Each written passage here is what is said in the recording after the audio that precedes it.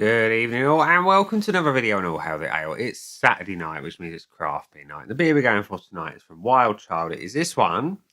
It is Brownie Huntress, and Brownie Huntress is an export strength chocolate fudge brownie stout weighing in at 7.4% ABV. I don't know about you, but I love stout and I love chocolate fudge brownies. So putting them together, it's kind of a match made in heaven, really. And it says on the back of the can that we are proud to bring you the next instalment in the Brownie Hunter series. This export strength stout has even more mouthfeel and flavour than its lower percentage counterpart. Chocolate fudge brownie on the nose and hitting you hard on the palate until the very last drop will be sure to please you sweet treat lovers. Now, I've had this can for absolutely ages. I've been aging it for no reason other than the fact that I wanted to, just to see how it fared. So without further ado, let's get it out into a glass and see what we think, shall we? So, okay, maybe not. That one is a bit active, lively. It's gone absolutely everywhere. All over my watch, over my jeans, over my chair, over my carpet. My lovely cream carpet. And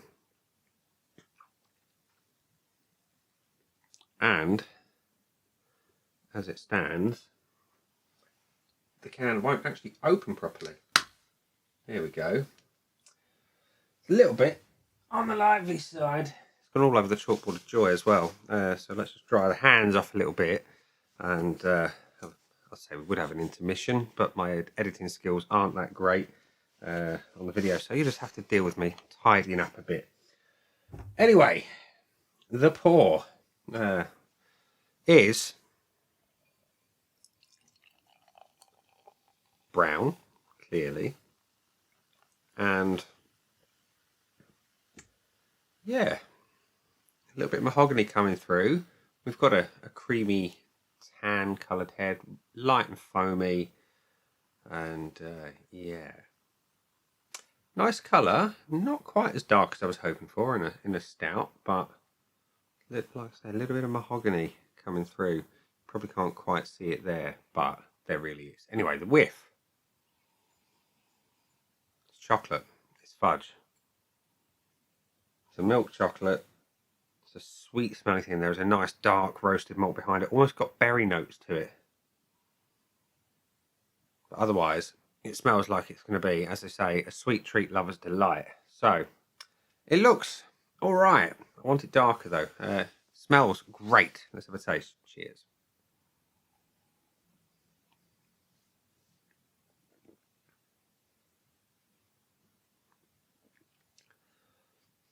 What can I say? It tastes all right. The body is, given the claims on the can, quite light.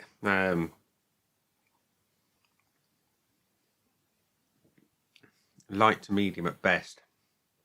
Carbonation is, as you saw when I opened the can, really quite excitable.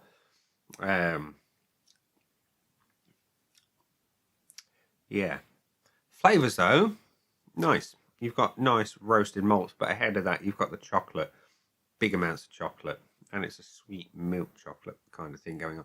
A little bit of toffee, but overridingly chocolate.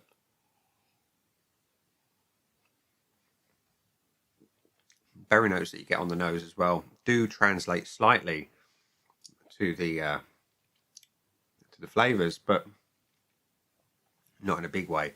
It's all chocolate and then a nice, like a toffee malt sitting behind it.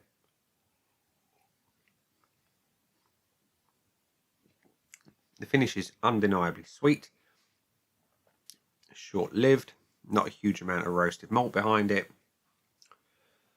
but otherwise relatively pleasant.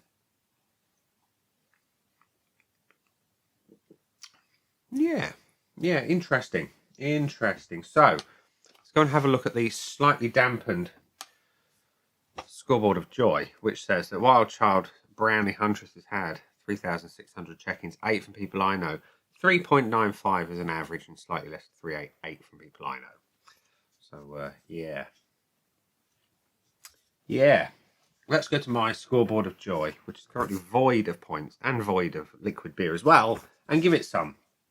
So the appearance, you know, if you're not looking at it like I am through studio lighting, I say studio lighting, I'm glorifying it a little bit, it's lighting that you would otherwise see in a studio. It's an alright looking beer with a nice tan coloured head.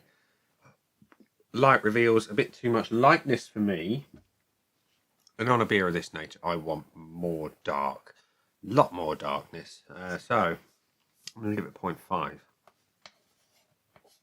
The aroma, I can't really fault. It delivers on what it says it's going to. Chocolate, bit fudgy, malty.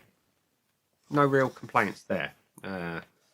Body is a disappointment. It needs more oomph. It's light to medium, and on a beer of this kind of strength, I want more body to it. I want more mouthfeel. I want less carbonation. That was really overcarbed, and it has been aged, but it's kept in the right conditions. It's been cool and dark and otherwise perfect conditions, and this one has been a little bit excitable. Perhaps that was that way before anyway, but either way, the body is just poor.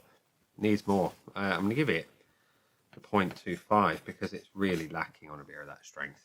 Flavour though, again, can't really fault it, and you could argue that that's one of the perhaps most important things of the beer. It tastes of chocolate in a big way. You've got a toffee malt sitting behind it, bringing a little bit of that fudginess. You've got a little bit of roastedness in the malts, but not a lot. I want a little bit more. So I'm going to give it 0.75. It's otherwise really not too bad. And the finish, it delivers. It is a pastry stout. It is sweet. It is chocolatey. And that's continuing now. It's not too bad. It's not too bad at all. I would like more roasted malt on the back end, a little bit more bitterness, just to bring a little bit of balance. I'm going to give it the 0.75. So, Brownie Huntress has got 3.25 out of 5 from me. So, can't have a full bonus point. Would I buy it again? Honestly, no. Because there are better stouts of a similar nature at similar price points out there. There's one from, is it, not Durham, North Riding, I think it is. It's beautiful fudge stout. And, yeah, similar money. Bigger bottle. It's a 500ml bottle as well. And it's much tastier. And the value for money. This one I picked up in Morrison's. I think it was about £3, £3.50 a can. It's worth about that. You know, it's reasonable value for money, so I'll give it a value for money tick. Which means, like I say, 3.25 out of 5 with a value for money tick. So yeah, there we go. A beer that is tasty enough, very exciting, and it's won World Beer Awards. It's World's Best Style winner and the United Kingdom winner. It says so right there on the can, look. But there we go. There we go. Excitable beer, tasty stuff.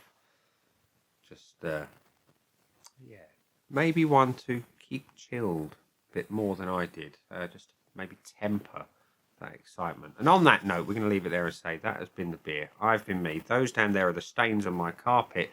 I know exactly what I've got to do to them. You know what the buttons are. I won't tell you about them, and I'll catch you again soon for another one. Bye for now.